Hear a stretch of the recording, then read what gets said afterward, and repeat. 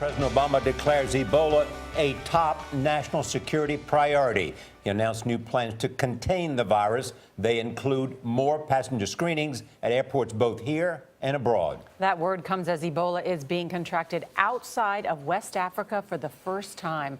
A nurse in Spain got infected after treating a priest in that country. An ambulance took her to a Madrid hospital. Her husband is also quarantined this morning. Two others who had contact with the nurse are also being monitored. And in Dallas, doctors are giving Ebola victim Thomas Duncan a new drug. Manuel Bojorquez is at the hospital with the experimental treatment. Manuel, good morning.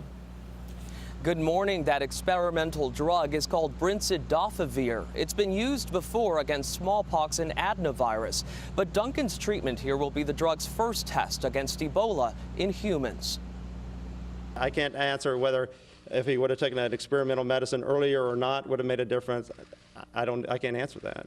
Health officials in Texas are hoping the experimental drug brincidofovir will help Thomas Eric Duncan recover. He remains in isolation at Texas Health Presbyterian in critical condition.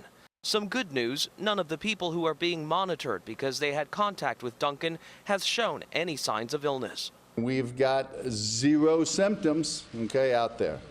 0. Officials are cautiously optimistic, knowing this is only the midway point. The disease has a 21-day maximum incubation period. I think this is a very important week. We need to be prepared in Dallas for what could happen. Governor Rick Perry used his executive powers to create an infectious disease task force. This team will develop a comprehensive, long-term plan to ensure that Texas deals effectively with any potential outbreak.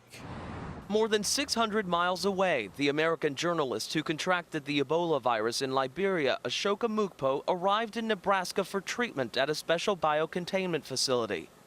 His father, who is himself a doctor, said his son didn't know for sure how he got sick. He does remember one instance where he was helping spray wash a vehicle with chlorine, and he thinks he might have been splashed, but honestly, he's not exactly certain. Here in Dallas, a hazmat crew has now completed a second phase of decontamination at the apartment Duncan shared with 4 family members. Officials say the patient's personal items have now been destroyed. Charlie?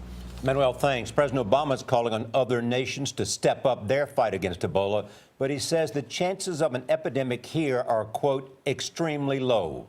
We are familiar with the protocols that are needed to isolate and greatly reduce the risks of anybody catching this disease, but it requires us to follow those protocols strictly, and that's exactly what we are in the process of doing.